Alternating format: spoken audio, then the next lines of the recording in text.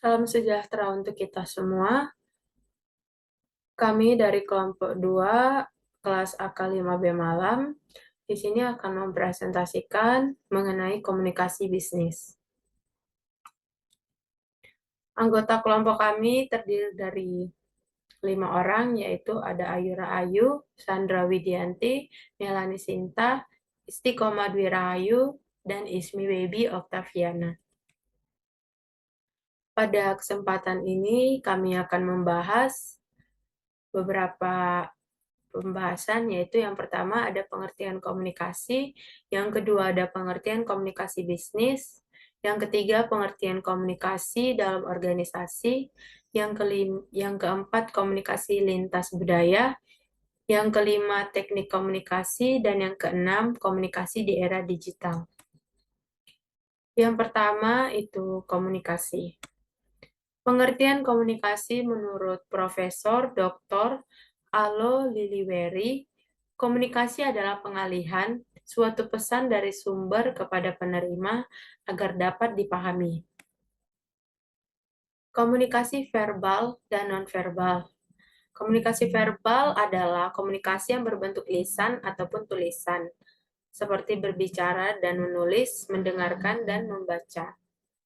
Komunikasi nonverbal yaitu komunikasi yang tidak menggunakan kata-kata.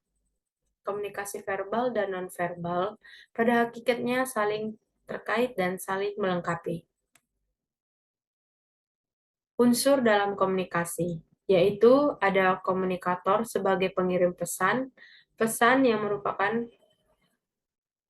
mengirimkan dan menerima pesan melalui salah satu atau kombinasi tertentu dari panca indera kita, yaitu ada media sebagai institusi yang difungsikan untuk mengembangkan kebebasan berpendapat dan menyebarkan informasi ke segala arah. Lalu ada komunikan, orang yang diajak berbicara dan akan memberikan feedback atau tanggapan terhadap komunikator. Dan yang terakhir ada pengaruh atau efek, bersifat kognitif, afektif, dan konatif. Hambatan dalam komunikasi yaitu ada hambatan teknis, berupa kurangnya sarana dan prasarana, lalu pengusahaan teknik dan metode komunikasi yang tidak sesuai, serta kondisi fisik.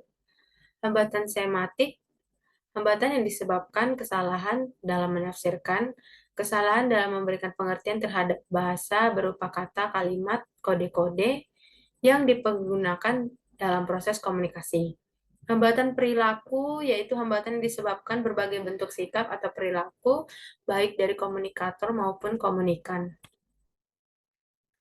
Praktik komunikasi terdiri dari dua, yaitu verbal dan nonverbal.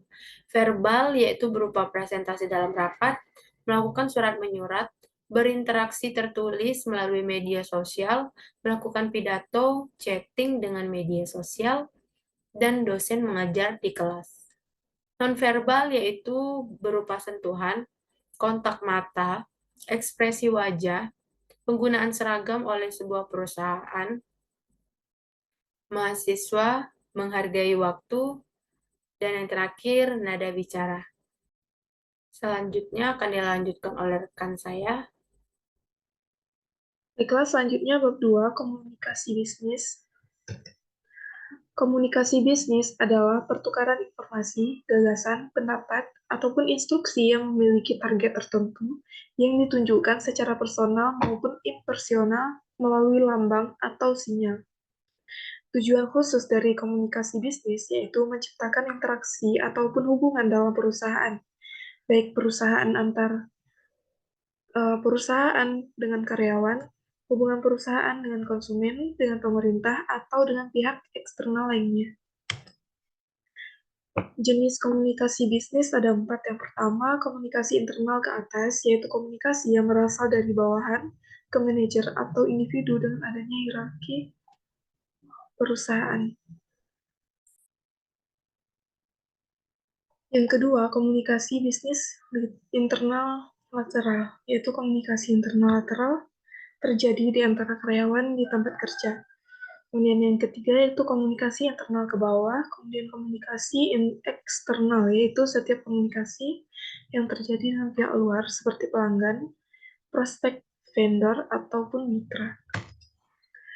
Hal yang perlu diperhatikan dalam komunikasi bisnis yang pertama yaitu tujuan komunikasi. Dalam melakukan komunikasi tentu saja harus ada tujuan yang disampaikan. Kemudian pertukaran pikiran, informasi, gagasan, opini, atau instruksi yang merupakan isi pesan. Kemudian yang keempat yaitu saluran personal atau impersonal. Kemudian yang kelima sinyal atau simbol sebagai alat dan metode yang dapat dipahami dan dimengerti oleh penerima untuk menyampaikan pesan. Kemudian yang terakhir yaitu pencapaian tujuan sebagai hasil akhir.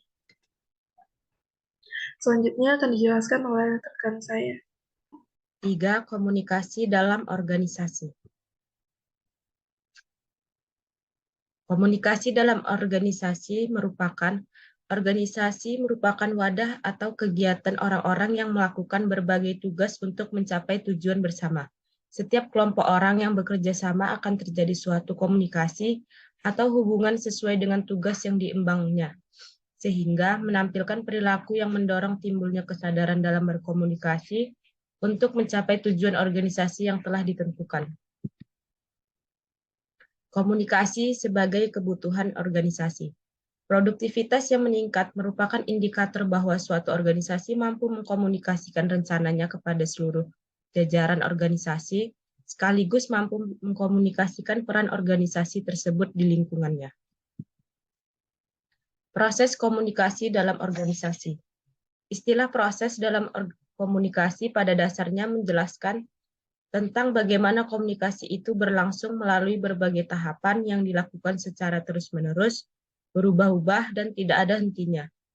Dalam rangka penyampaian pesan, proses komunikasi merupakan proses yang timbal balik karena antara si pengirim dan si penerima pesan saling mempengaruhi satu sama lainnya.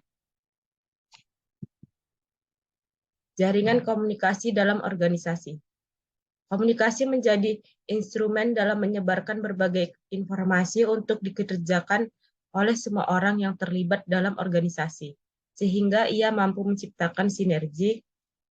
Terciptanya sinergi merupakan kontribusi yang diberikan oleh komunikasi dan dengan terciptanya sinergi tersebut akan tercipta kinerja yang baik.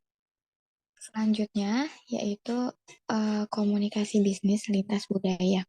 Komunikasi bisnis lintas budaya dan negara adalah komunikasi yang digunakan dalam dunia bisnis, baik komunikasi verbal maupun non-verbal dengan memperhatikan faktor-faktor budaya di suatu daerah, wilayah, atau negara. Hambatan komunikasi bisnis lintas budaya, yang pertama dari segi fisik, yaitu perbedaan budaya pasti memiliki hambatan lokasi. Selain itu, hambatan lainnya adalah seperti media komunikasi, waktu, dan juga di lingkungan. Selanjutnya dari segi budaya, di mana mencakup agama, suku, ras, dan perbedaan sosial lainnya yang apabila tidak dilakukan dengan baik, maka bisa jadi ada kesalahpahaman di kemudian hari. Selanjutnya dari segi persepsi, di mana setiap orang memiliki pandangannya masing-masing dan perbedaan pandangan dan cara menilai ini terkadang komunikasi tersebut malah bisa terjadi. Tetapi di sisi lain juga bisa terjadi hambatan sebab masing-masing memiliki pertimbangan yang tidak selalu sama. Yang selanjutnya dari segi motivasi, di mana kemauan individu atau kelompok dalam komunikasi. Yang selanjutnya dari segi pengalaman, yaitu setiap individu memiliki kemampuan masing-masing dalam memahami sesuatu atau memikirkan sebuah ide. Yang selanjutnya yaitu dari segi emosi. Ketika terjadi perasaan yang tidak enak dan hati sedang tidak baik-baik saja, maka komunikasi akan terhambat. Bahkan akan sulit untuk mencapai titik temu dalam pendapat yang sama. Yang selanjutnya yaitu dari segi bahasa, di mana pastikan komunikasi dengan bahasa yang saling bisa dipahami supaya tidak menghambat proses transfer informasi. Selanjutnya dari segi persaingan, yaitu apabila pendengar mendengarkan informasi sambil mendengarkan informasi lain atau melakukan aktivitas lainnya, maka potensi kesalahan mendengar menjadi lebih besar. Yang selanjutnya dari segi nonverbal, yaitu kendala komunikasi yang disebabkan selain masalah berbicara dan berbahasa. Selanjutnya, strategi komunikasi bisnis lintas budaya. Untuk mewujudkan kelancaran dalam komunikasi sesama anggota budaya saja, seperti diulas dalam bab-bab sebelumnya, begitu rumit. Apabila jika strategi tersebut menyentuh budaya yang berlainan, silang budaya atau cross-kultural, multikultur atau plurikultur, pastilah tingkat kesulitannya lebih tinggi. Pemaksaan the others, kemudian jembatan silang budaya, selanjutnya memahami nilai budaya lian, observasi, dan interview. Selanjutnya, bab 5 yaitu mengenai teknik komunikasi bisnis. Ada beberapa teknik komunikasi bisnis yang efektif dalam berkomunikasi. Yang pertama yaitu mendengar lawan bicara, di mana pihak lain mengizinkan untuk berbicara dan menjadi pendengar yang baik. Sikap tersebut sangat dibutuhkan saat sedang berada di lingkungan kerja yang sifatnya formal. Yang kedua yaitu mengajukan pertanyaan, komunikasi internal ke bawah. Yang ketiga, memberikan informasi dengan jelas, yaitu penjelasan informasi dengan jelas dan akurat tentunya akan membuat lawan bicara memahami apa maksud dari yang ingin disampaikan. Yang keempat, mengombinasikan komunikasi verbal dan nonverbal. Gerakan nonverbal yaitu seperti mengangguk atau tersenyum bisa menciptakan suasana komunikatif. Kemudian ada beberapa faktor penentu keefektifan komunikasi bisnis. Yang pertama, persepsi. Persepsi merupakan komunikan harus mampu memprediksi melalui berbagai pemahamannya terhadap pesan yang disampaikan. Kedua, keberhasilan teknologi informasi dan komunikasi. Di mana di era teknologi seperti sekarang ini, teknologi informasi juga memiliki pengaruh penting dalam menentukan efektivitas komunikasi. Yang ketiga yaitu ketepatan. Saat berkomunikasi, orang pasti memiliki sikap yang berbeda-beda. Agar informasi yang diberikan akurat, pengirim juga harus mengungkapkan atau melaksanakan apa yang dipikirkan komunikator. Yang keempat yaitu kredibilitas, di mana setiap pihak harus memiliki sikap saling percaya. Yang kelima, pengendalian. Setiap komunikasi akan mendapatkan tanggapan dari penerima informasi, di mana tugas ini adalah tugas komunikator untuk mengontrol reaksi komunikan. Yang keenam yaitu kecocokan. Kecocokan yaitu harus ada kepercayaan dan hubungan yang baik dalam komunikasi. Kemudian strategi komunikasi bisnis, yaitu yang pertama menentukan khalayak sebelum melancarkan komunikasi. Yang kedua, pemilihan media komunikasi. Yang ketiga, pengkajian tujuan pesan komunikasi, pesan atau message, komunikasi yang mempunyai tujuan tertentu. Dan yang keempat, peranan komunikator dalam komunikasi faktor penting pada diri komunikator bila melancarkan komunikasi, yaitu daya tarik sumber atau short attractiveness dan kredibilitas sumber. Yang kemudian yaitu upaya untuk meningkatkan efektivitas komunikasi bisnis. Ada beberapa hal. Yang pertama yaitu seorang komunikator harus memiliki kemampuan untuk memprediksi apakah pesan yang disampaikan dapat diterima dan dapat dipahami oleh penerima pesan. Yang kedua, teknologi yang digunakan memiliki peranan penting dalam meningkatkan keefektifan komunikasi. Yang ketiga, setiap komunikan harus memiliki kerangka berpikir. Yang keempat, komunikator harus memiliki keyakinan bahwa komunikator dapat dipercaya. Yang kelima, dalam proses komunikasi, komunikan perlu memberikan umpan balik atau feedback terhadap pesan yang disampaikan. Kemudian yang terakhir yaitu komunikator perlu menjaga hubungan yang baik dan menyenangkan dengan komunikan. Selanjutnya yaitu bab 6 mengenai komunikasi di era digitalisasi. Komunikasi di era digitalisasi adalah komunikasi online. Komunikasi digital artinya komunikasi berbasis personal komputer buat mengirim serta mendapatkan pesan atau bertukar fakta lewat platform. Sistem Manajemen Keamanan Informasi atau ISMS dalam perusahaan. ISMS adalah istilah yang merujuk pada suatu sistem manajemen yang berhubungan dengan keamanan informasi.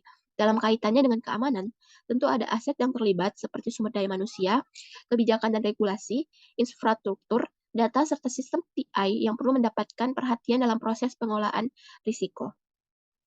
Kemudian ada beberapa tantangan terhadap cybercrime atau kejahatan cyber dalam komunikasi bisnis dan media digital.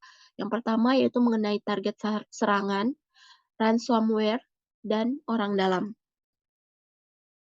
Demikianlah presentasi dari kelompok kami yang dapat kami sampaikan. Apabila ada kekurangan dan kesalahan, mohon dimaafkan. Wassalamualaikum warahmatullahi wabarakatuh.